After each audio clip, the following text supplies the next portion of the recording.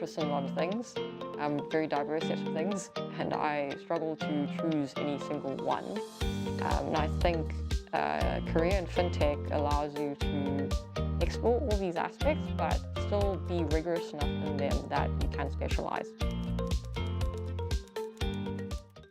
I think when the startups reach their first milestone of the pitch evening and we're able to stand in front of a room of people and not just get through it, but actually do well and showcase themselves and their ideas and be validated. Through that, I think the work we've all been doing at FinHub was just very, it felt very validating to be part of that experience. When I first took this job, I was always under the impression that I would be in a purely technical role, and over the course of this time, and I think that's been the case for all the technical specialists at FinHub, you're almost, because we're such a small team, you're forced to take part in so much activity that is not necessarily within the strict scope of your technical job description. But I think that's actually, for me, it's been quite eye-opening and also very challenging because I've had to learn a lot of things that are outside my comfort zone. But I think because of that, it's also improved my approach to things as well. I've had this question before where especially women pose a question on imposter syndrome and how they don't feel like they belong to a workspace, or they don't feel like they're doing an objectively good job when they are. I think over time it's just building that confidence in your own ability. Once you do something once, twice, 3 times, and the goal is to always improve, you know, you get to a point where it becomes automatic. As you get into your career and as you get older, will go out of their way when it's not their interest to tell you that you're wrong.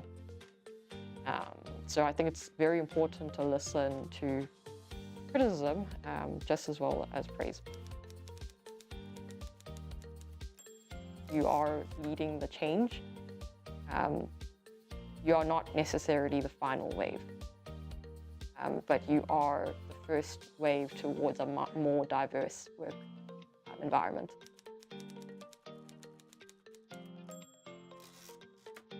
I'll say both. I mean, these startups, I guess. I mean, I enjoy the innovation part of startups a lot. It's quite fun to go, like, jump in without knowing anything and trying to find out what makes sense.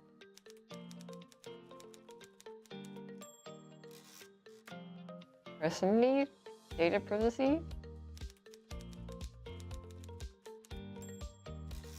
One podcast and it's not nice. I mean, it's not, I don't think it's PC for this kind of interview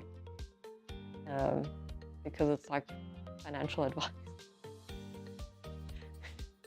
I can't remember what, Warren Buffett's autobiography. I think that's the thing I remember the most.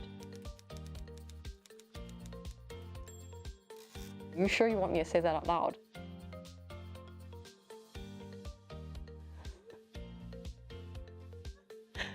Wait, am I allowed to swear? Yeah, that's easy. Students come in with a lot of, or like participants come in with a lot of ideas, and they're always like, it's because all of these startups are working on something different, and you always learn something new.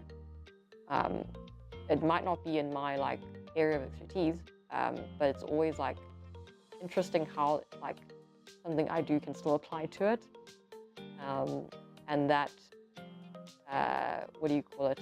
I don't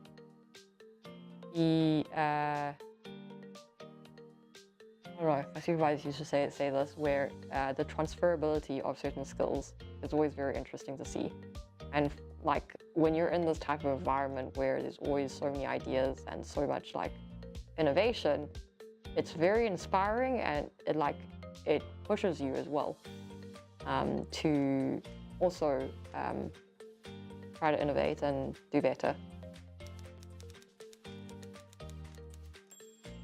I think learning from my colleagues has been the most impactful part on my career so far.